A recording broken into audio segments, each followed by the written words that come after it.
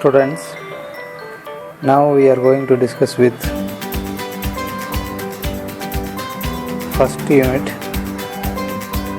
In this first unit,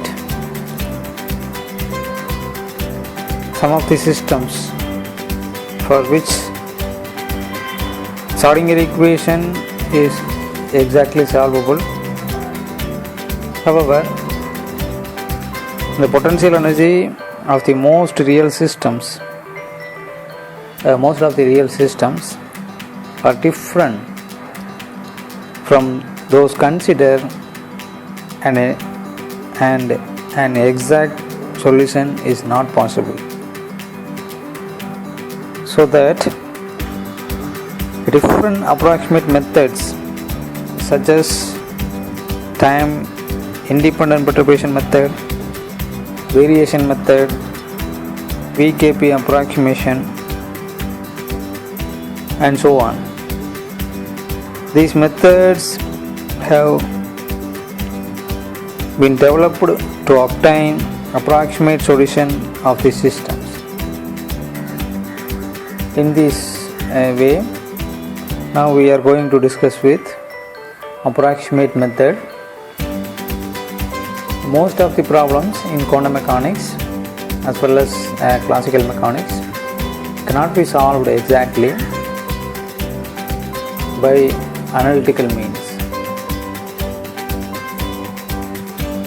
This method, that is approximation method, play an important part in virtually all applications of the theory.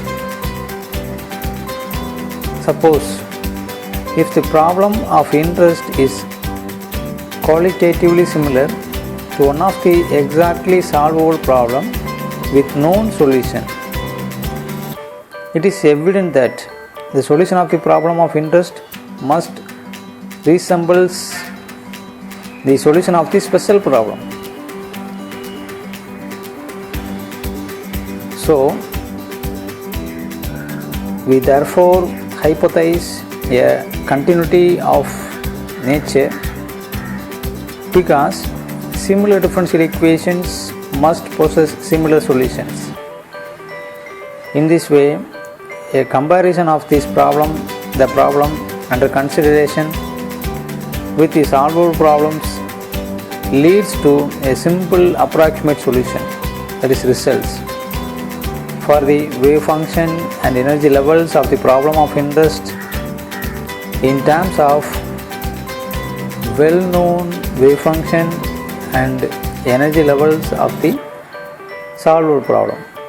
In this way, the Hamiltonian of the system breaking into two parts, that is unperturbed Hamiltonian and perturbed Hamiltonian, which means that H0 plus H prime. Here H0 is the unperturbed Hamiltonian for which the Schrödinger equation can be exactly solved and well-known eigenfunction and eigenvalues.